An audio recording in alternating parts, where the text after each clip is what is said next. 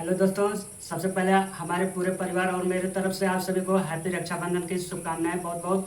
और आज बहुत खुशी की बात है कि हमारे सिस्टर हैं और आज बहुत ही अच्छा लगा कि भाई बहन का प्यार। कैसा लग रहा मम्मी? ठीक। अच्छा लग रहा है ना? हाँ।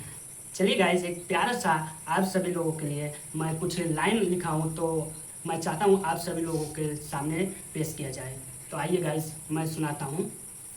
लाखों में से एक तू ही मिलल बाड़ू बहिन हो, रक्षा के धागा बनल बा पहरेदार हो, जन्मों जन्म के अनमोल नाता बा, ए बहिना हो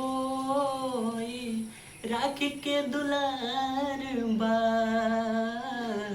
ए बहिना हो राखी के दुलार बा। तो कैसा लगा आप सभी लोगों को? तो आप लोग कमेंट करके बताइए। ये छोटी सी प्रस्तुत अच्छा से नहीं गा पाया हूँ, बस छोटा सा प्रयास था। तो चलिए मिलते हैं नेक्स्ट वीडियो में। Bye bye.